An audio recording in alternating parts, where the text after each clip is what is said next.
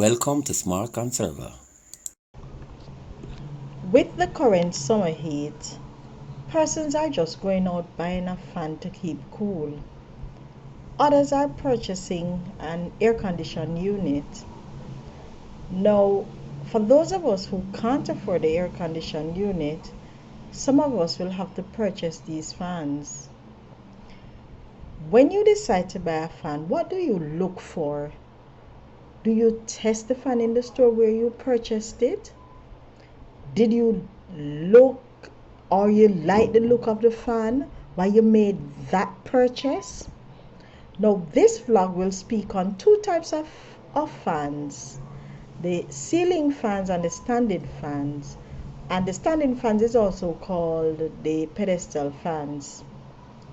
Now, choosing the pedestal fans, persons tend to ask to feel the air that is coming out of these fans. It's not a good thing to make a decision to test these fans if the store that you are in has the air condition running. That fan will blow a cool breeze on you, and you will be convinced that the cool air was coming from that fan, while in fact it was assisted by the air condition unit in the building. Don't feel I'm telling you not to test the fans before you buy them, but bear in mind, if the area that you are in is cool with the air condition running, then you won't really get a true test, because the space that you're using the fan in, especially if it's hot, you will not get a true test. Now, let me tell you something. When you're choosing a pedestal fan, you need to keep in mind the amount of space that it will take up in your home and the space that you're trying to cool. Also, you need to consider the blade sweep and the height of the fan. These things should match the room that you are placing the fan in. Also, it should be at a suitable height for comfortable use. The size of the room in which you are placing the pedestal fan is really important. If the room is large, the fan will need to cover more area, and naturally, the height will have to be adjusted accordingly. Now, fan power is measured by the airflow it generates in cubic feet per minute, or CFM. The higher the CFM rating, the more powerful airflow you'll get from that fan. Remember that most fans will have 3 speeds, so one fan can have a range of airflow. So when you're looking for a fan for a particular area, try to find out the maximum CFM. Remember, the maximum CFM that you're told will be the highest speed on the fan that you purchase. So now that you are told the maximum CFM, what should you do with it? We will use this CFM to determine which fan is best to meet the cooling needs for the space that you are trying to cool. Another thing that you need to know is the length, the width, and the ceiling height of the room that you are trying to cool. There are ways to really calculate the CFM manually, but with the advent of technology, all you have to do is use an online calculator, and this will determine the CFM that you should look for in a pedestal fan. So let's do a calculation.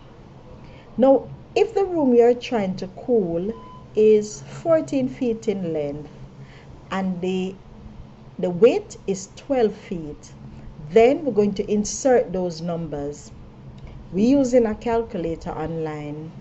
Now you will notice that the floor area in square meters is already calculated for you when you're putting those measurements.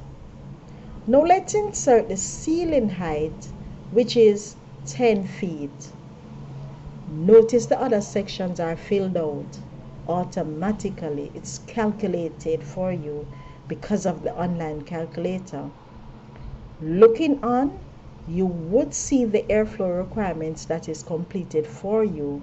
Now, based on the information it calculated, you will need a fan that has a CFM of 112 and the airflow rate per hour will be 6,720. This will change if you ask for the CFM per minute. Now, with all that information that you have, you know the requirement that is needed for the area that you're trying to cool. All you have to do is when you go to the supplier, look for something that is bigger in CFM if you want to cool. But if you get it a lower CFM, the area will not be cooled. Now, there are other things that you should look for when you're purchasing a fan, and these are the ability to oscillate. An oscillating fan, it can widen the airflow coverage that you receive in a room. The fan speed as well. Please make sure that the fan has more than one speed. This will give you more option in relation to airflow. It is really important at this time that we are now in the summer that you choose the best fan for your space. Remember, the aim is to keep cool and not to circulate the heat. This vlog may be long, so here what we're going to do.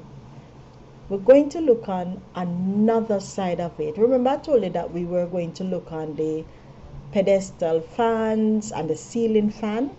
So next time we will look on the ceiling fan, how to choose the best ceiling fan for the area that you're trying to cover. Please use the tips that you can at least get a fan that will keep you cool this summer. Don't go out there and just buy any pedestal fan. I'll speak with you probably next week on how you can choose the best ceiling fan. You have come to the end of another series. Join us next time for more ways to conserve.